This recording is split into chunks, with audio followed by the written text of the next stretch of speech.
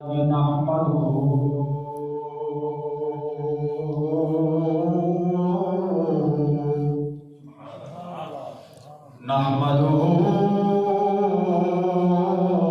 ونستعينه ونستغفره ونؤمن به ونتوكل عليه ونعوذ بالله من شرور أنفسنا ومن سيئات أعمالنا من يهده الله فلا مضل له ومن يضلله فلا هادي له ونشهد أن لا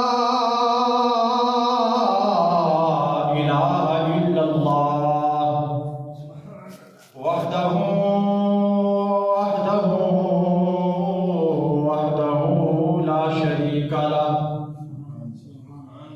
لا شريك له ولا نظير له ولا ضد له ولا ند له ولا مثل له ولا مثال له ونشهد أن سيدنا وسندنا وحبيبنا وطبيبنا أوننا وعيننا وعياننا ومعيننا غوثنا وغيثنا وغياثنا ومغيثنا سيدنا محمد صلى الله تعالى عليه وسلم وعلى آله وأصحابه وأزواجه وعشيرته وأحبابه وخدامه وأولياء ملته وعلماء أهل السنة وجماعته أجمعين أما بعد فقد قال الله تبارك وتعالى في الكلام القديم والفرقان الحميد أعوذ بالله من الشيطان الرجيم بسم الله الرحمن الرحيم سبحان الذي أسرى بعبده ليلا من المسجد الحرام إلى المسجد الأقصى الذي باركنا حوله لنريه من آياتنا إنه هو السميع البصير آمنت بالله صدق الله مولانا العظيم وصدق رسوله النبي الكريم الأمين وقال الله تبارك وتعالى في شان حبيبه مخبرا وآمرا وحاكما وشاكرا إن الله وملائكته يصلون على النبي يا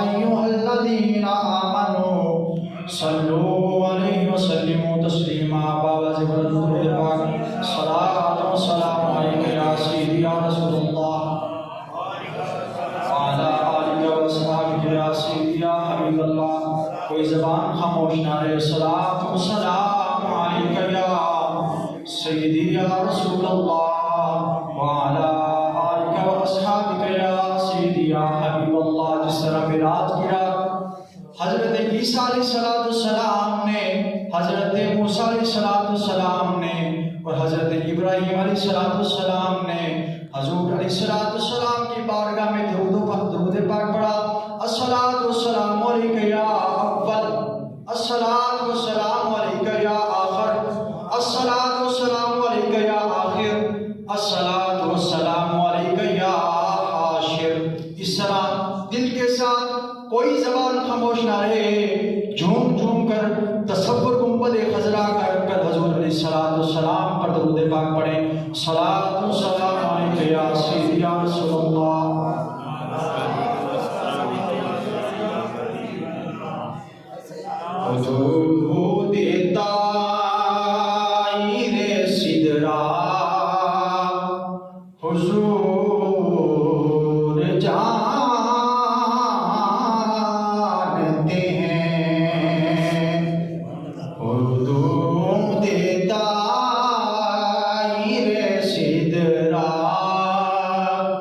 حضور جانتے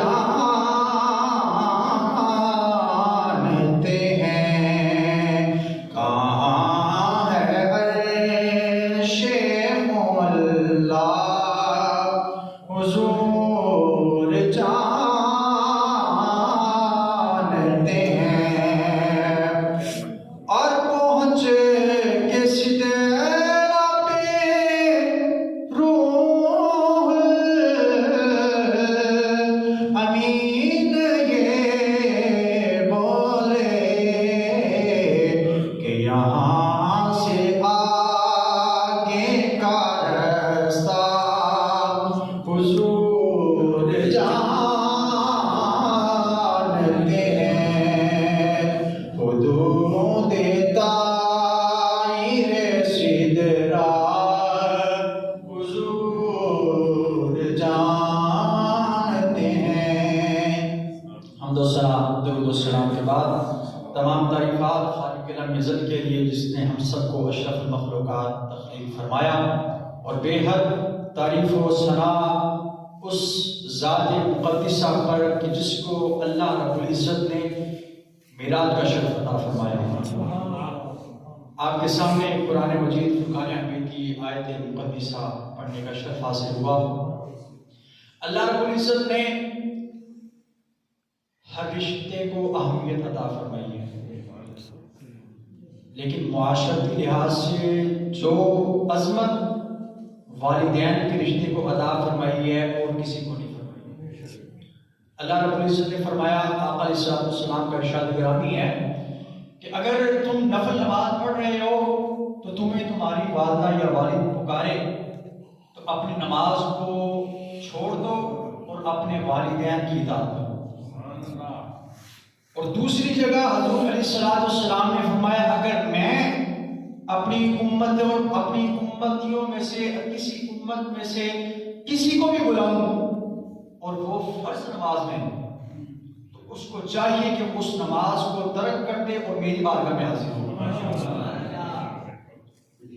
اور اس میں فرق کیا ہے؟ دو فرق ہیں۔ ایک فرق تو یہ ہے کہ والدین کے لیے نفل نماز اور حضور علیہ السلام کے لیے فرض نماز کا کہا گیا۔ نمبر دو، دوسرا فرق یہ ہے کہ اگر آپ کو والدین بلائیں اور نماز ترک کر دی آپ نے تو آپ کی نماز وہ ختم ہو جائے گی اور واجب الادا ہوگی، اور اگر حضور علیہ السلام بلائے فرض نماز میں، آقا علیہ السلام کی بات سن کر واپس آؤ اور جہاں سے نماز چھوڑیے ادھر سے شروع کرو۔ اور شریعت کا یہ تقاضا بن گیا کہ جہاں سے تم نے نماز چھوڑی وہاں سے وہ نماز ٹوٹی نہیں بلکہ کامل ہوئی، کیونکہ اس نماز میں تمہیں اللہ کے حبیب نے بلایا۔ اس سے یہ ایک استدلال بھی ہوا، یہ مسئلہ بھی اخذ ہوا کہ اگر بندہ فرض نماز پڑھ رہا ہو، اور محبت کی بات ہے، اگر بندہ فرض نماز پڑھ رہا ہو، قبلہ کی طرف منہ ہو، فرض نماز پڑھ رہا ہو، تو کسی نے آواز دی چل تجھ کو مدینے میں سرکار بلاتے ہیں، تو اس کا کیا تقاضا ہوگا؟ اہل محبت یہ کہتے ہیں کہ اس نماز کو کرے اور فلائٹ پکڑ کر مدینہ شریف جائے۔ اس کا یہ ٹکٹ، اس کو یہ حکم آ گیا کہ اے امتی تم میری بارگاہ میں آ، ادھر آگے تیری نماز کامل ہو جائے۔ نعرہ تکبیر، اللہ اکبر، نعرہ رسالت، یا رسول اللہ، نعرہ حیدری، یا علی، نعرہ غوثیہ، یا غوثیہ، نعرہ ختم نبوت، زندہ باد۔ یہ بات بتانے کا مقصد یہ تھا کہ آج ہم اس نبی کی شان بیان کریں جس کو اللہ نے یہ مقام عطا فرمایا کہ اگر تم میری عبادت بھی کر رہے ہو تو میرے حبیب کی بارگاہ میں آؤ، کیونکہ میرے حبیب کی بارگاہ میں آنا ہی دراصل میری عبادت ہے۔ اللہ رب العزت نے اپنے حبیب کو وہ شان اور عفت عطا فرمائی کہ تمام انبیاء کو ایسے کمالات عطا نہ فرمائے، حضور علیہ السلام کو ایسے ایسے معجزات عطا فرمائے جو کسی اور نبی کو نہیں عطا فرمائے۔ جس طرح آپ کے سامنے قرآن مجید معجزہ ہے جو اور کسی نبی کو نہیں عطا فرمایا گیا، صرف حضور علیہ السلام کو، حضور علیہ السلام پر یہ نازل ہوا۔ اس کا نزول آقا علیہ السلام پر ہوا تو یہ معجزہ بنا. اس سے پہلے یہ معجزہ نہیں تھا بلکہ اللہ تعالیٰ کی قدرت اور اس کا کلام تھا.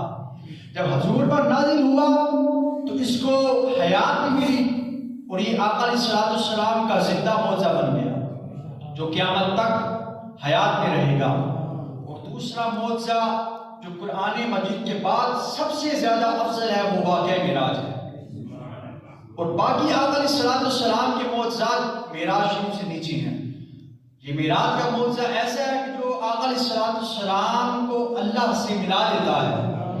اللہ سے حضور علیہ السلام جدا نہیں ہے, ظاہری طور پر علیحدہ ہے, لیکن باطنی کیفیت میں حضور علیہ السلام اللہ رب العزت کے ساتھ ہیں. اللہ حضور کے ساتھ ہے اور حضور اللہ رب العزت کے ساتھ ہیں. آپ کے سامنے جو میں نے آیت مقدسہ پڑھی کہ جس میں حضور علیہ السلام کی سیر و تفریح کا ذکر ہے. ہماری سیر کیا ہے؟ مینار پاکستان چلے گئے. ہماری سیر کیا ہے؟ ناران کا اعلان چلے گئے, مری چلے گئے. اللہ کے نبی کی سیر کیا ہے؟ ایک مسجد سے دوسری مسجد کی طرف. اگر کوئی مسلمان یہ نیت کر کے مسجد میں آئے کہ میں سیر کی نیت سے جا رہا ہوں, اس کا ایمان خارج ہو جائے گا, اس کا ایمان ختم ہو جائے گا, کیونکہ اس نے اپنے لیے مسجد کو سیرگاہ سمجھا. لیکن حضور علیہ السلام کے لیے مسجد سیرگاہ ہے, کیونکہ اللہ رب العزت نے خود ارشاد فرمایا اسرا بعبدہ, میں نے سیر کروائی اپنے خاص بندے کو. سبحان اللہ جی, پاک ہے وہ ذات, کتنی پاک ہے کہ جس نے ساری کائنات کو پاک فرما دیا. وہ کتنی ہی پاک ہے ذات کہ جس نے اپنے پاک محبوب کو مبعوث فرمایا. سبحان اللہ جی, پاک ہے وہ ذات اللہ جی جس نے اسرا سیر کروائی بعبدہ ہی اپنے خاص بندے کو لیلا, رات کے تھوڑے سے حصے میں. یہاں پر ایک سوال آتا ہے کہ سیر تو دن کے وقت ہوتی ہے, رات کون سی سیر ہوتی ہے؟ اور رات کو کیسی سماعت اور بصارت ہوئی؟ رات کو کون سا بندہ کوئی چیز دیکھ سکتا ہے؟ اتنا اندھیرا, اور اس وقت یہ بجلی بھی نہیں ہوا کرتی تھی. اسرا سیر کروائی رات کے تھوڑے سے حصے میں. تو اس کا جواب یہ دیتے ہیں انہ هو السمیع البصیر میں. یہ سوال مقدر کا جواب بن گیا کہ ہم اپنے حبیب کو سناتے بھی ہیں, دکھاتے بھی ہیں. جس طرح میں خود سن رہا ہوں اسی طرح میرا حبیب سن بھی رہا ہے, دیکھ بھی رہا ہے. انہ هو السمیع البصیر کی جو آیت مقدسہ ہے, اس کا جو نزول ہے اور اس کا مفہوم مجھ پر بھی آتا ہے اور میرے حبیب پر بھی آتا ہے. جس طرح میں سمیع اور بصیر ہوں اسی طرح میرا حبیب بھی سمیع اور بصیر ہے.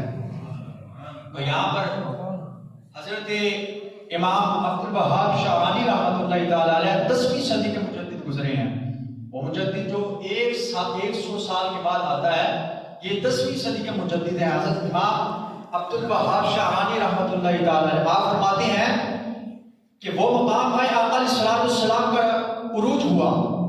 جس وقت عروج ہوا تو تمام آسمان بھی نیچے رہ گئے, عالم لاہوتی بھی نیچے رہ گیا, ناسوتی بھی نیچے رہ گیا, عالم زمردی بھی نیچے رہ گیا, عالم یاقوتی بھی نیچے رہ گیا, عالم آتشی بھی نیچے رہ گیا, عالم آبی بھی نیچے رہ گیا. تمام کائنات نیچے رہ گئی. آقا علیہ السلام اوپر چلے گئے اور اس مقام پر پہنچے جہاں پر اللہ رب العزت کی صفات کی تجلیات.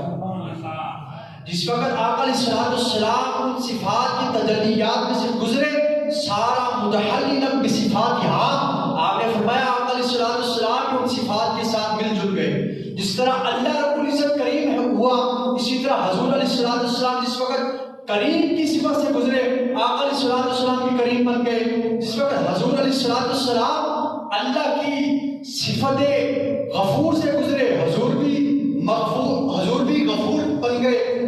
جس وقت آقا علیہ السلام اللہ کی صفتیں جو بھی صفات ہیں, جس طرح ہم 99 نام سنتے ہیں اللہ رب العزت کے صفاتی, جس صفت کے نام سے جس نام سے حضور علیہ السلام گزرے, حضور علیہ السلام اس صفت کے ساتھ متصف ہو گئے. تو گویا یہ موصوف بھی ہوئے اور اس کی صفت بھی بن گئے. تو یہ کمالات نیچے رہ گئے, تمام عالمین نیچے رہ گئے, حضور علیہ السلام اوپر گزر گئے.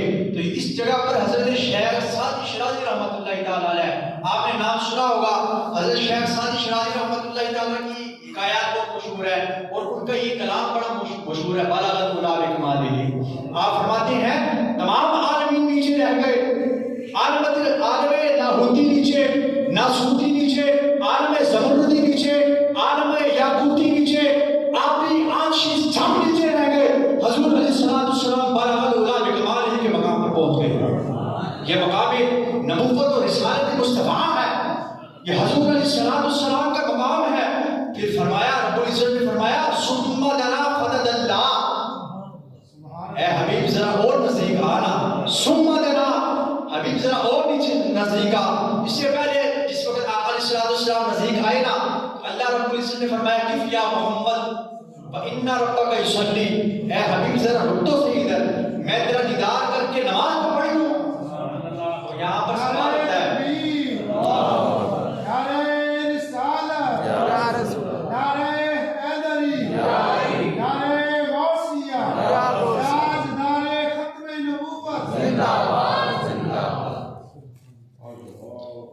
ثم دنا فتدلا، اللہ رب العزت نے فرمایا کف یا محمد ان ربک یصلی، اے حبیب ذرا رک جا، میں تیری زیارت کروں، اتنا مشتاق تھا میں تیرا۔ میں نے جبرائیل کو بھیجا ہے، جبرائیل جا میرے حبیب کو لے کر آ، لیکن خیال نہیں میرا حبیب آرام فرما رہا ہے، میرے حبیب کے آرام میں خلل نہ آئے، اگر خلل آ گیا تو تیری یہ نورانیت واپس لے لوں گا۔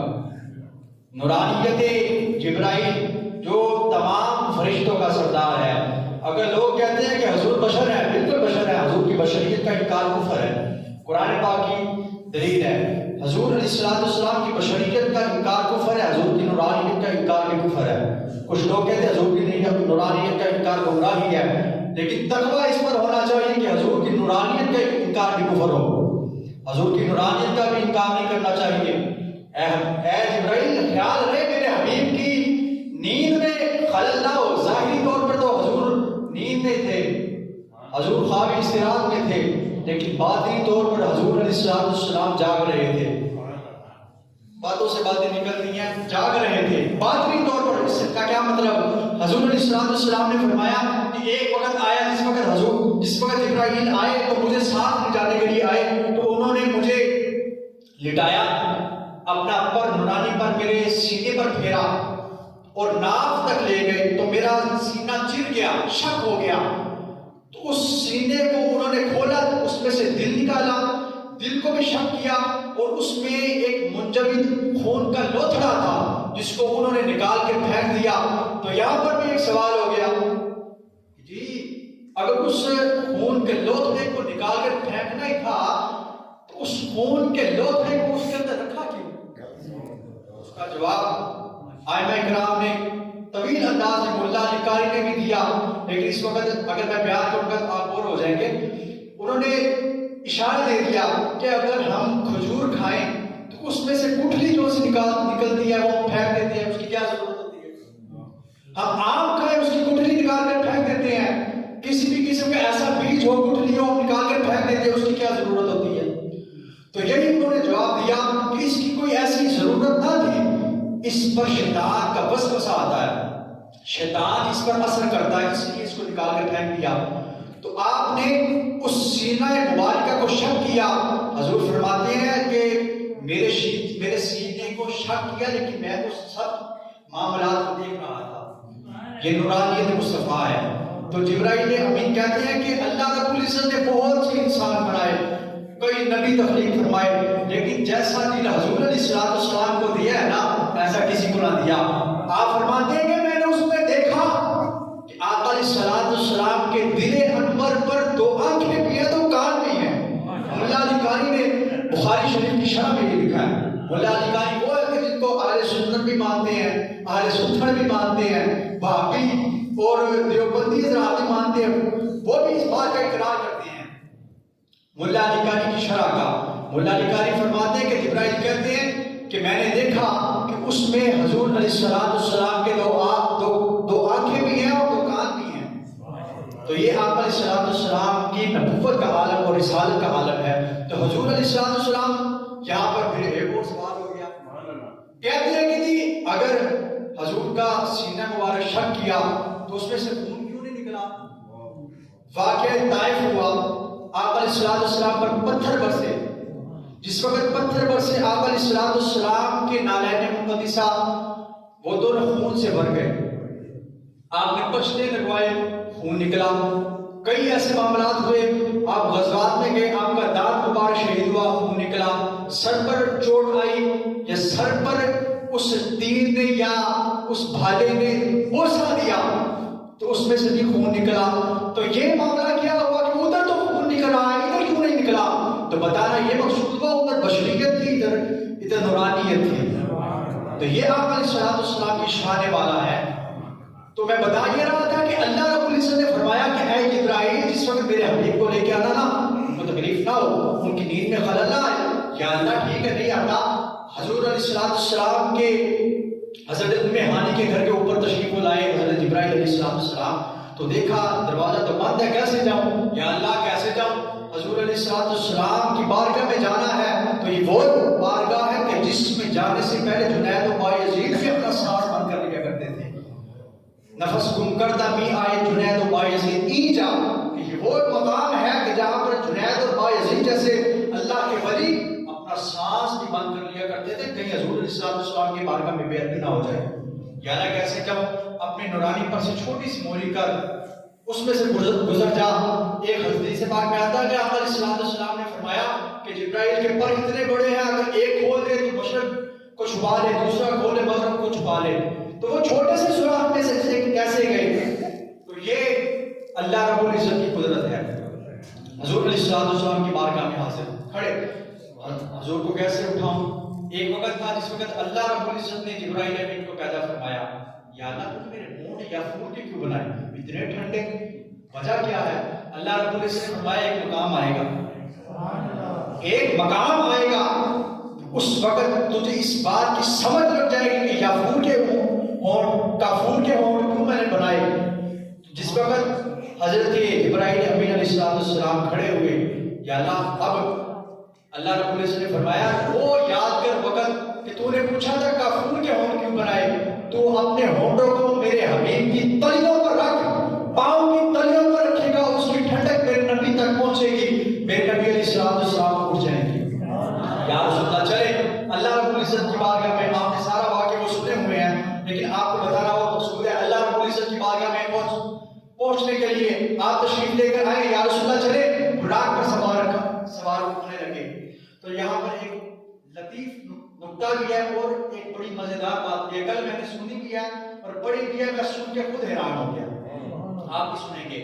اس بات کو اعلیٰ حضرت نے فتاوی نظریہ کے 28 جلد میں بھی لکھا، اور اعلیٰ حضرت نے ایسے نہیں لکھ دیا، اعلیٰ حضرت نے اس کی مناقب غوثیہ میں بھی لکھا ہے، اور اس کو کرامات فتاوی کرامات غوثیہ میں بھی اس کو دیکھا ہے، اور اس کی نقل جو آپ نے جس سے نقل کیا روایت کی ہے حضرت شیخ رشید جنیدی رحمۃ اللہ تعالیٰ علیہ، آپ سے انہوں نے لکھی ہے، اور فرماتے ہیں کہ جس وقت حضور علیہ السلام کو راٹ پر سوار ہونے لگے نا، تو آپ نے جس وقت سوار ہونا چاہا تو براق نے عرض کیا یا رسول اللہ مجھ سے وعدہ کرے جنت میں مجھے ساتھ رکھیں گے اور مجھ پر سواری کریں گے۔ حضور علیہ السلام نے فرمایا ہاں۔ یا رسول اللہ نشانی دے، نشانی دینے لگے، آقا علیہ السلام نے اس براق کی گردن پر ہاتھ رکھا، نشانی آ گئی۔ جب نشانی آ گئی تو اس وقت اعلیٰ حضرت کے اس وقت حضرت غوث پاک رضی اللہ تعالیٰ عنہ کی روح بھی آئی۔ یا رسول اللہ اگر براق پر چڑھنا ہے نا تو میری گردن پہ پاؤں رکھیں تو پھر اس کے اوپر چڑھیں۔ تو جس وقت آپ نے گردن پر پاؤں رکھا، آقا علیہ السلام براق پر چڑھے تو حضور نے فرمایا قدمی علی رکبتک وقدمک علی رکبت کل ولی اللہ۔ حضور نے فرمایا میرا قدم تیرے کندھے پر ہے اور تیرا قدم تمام عالمین کے اولیاء اللہ کے کندھوں پر۔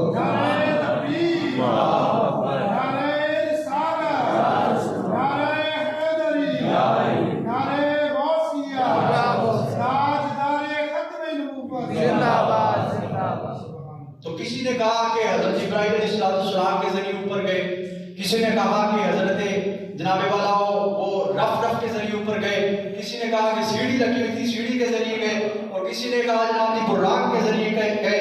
یہ سب کچھ نیچے رہ کی بلغت العلا بکمالہ کا مقام آ گیا۔ وہ مقام آیا کہ جہاں پر نہ چنی نہ چنا نہ آسمان نہ زمین تھی، کچھ بھی نہ تھا، وہاں پر ایک واحد تھا اور دوسرا اس کا محبوب تھا۔ ثم دنا فتدلی کا مقام آیا، اللہ بھی نزدیک، اس کا محمد بھی نزدیک، ہر شے نیچے رہ گئی۔ تو یہاں پر کسی شاعر نے کیا خوب کہا کہ منزل عشق پہ تنہا پہنچا، منزل عشق پہ تنہا پہنچا، کوئی بھی ساتھی ساتھ نہ تھا، منزل عشق پہ تنہا پہنچا، منزل عشق پہ تنہا پہنچا، کوئی بھی ساتھی ساتھ نہ تھا، تھک تھک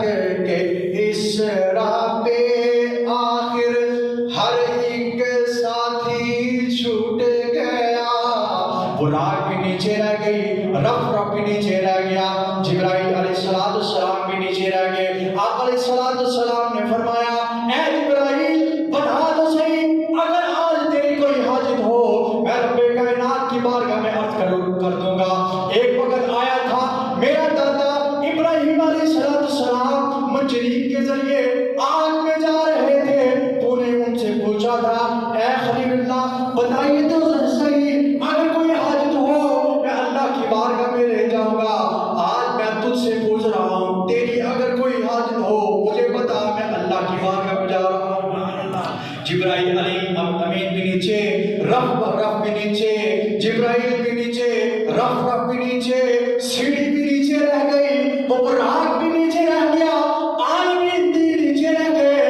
18,000 عالمین حضرت سلطان باہو نے لکھے ہیں کہ 18,000 عالمین تھے، 18,000 عالمین بھی نیچے رہ گئے۔ حضور علیہ السلام پرواز کرتے ہوئے رب کائنات کی بارگاہ میں حاضر ہوئے، ہاتھ باندھ کر عرض کرتے ہیں التحیات للہ والصلوات والطیبات، اے میرے مولا میری کولی باتیں بھی تیرے لیے ہیں، میری مالی باتیں بھی تیرے لیے ہیں، میری جانی باتیں بھی تیرے لیے ہیں۔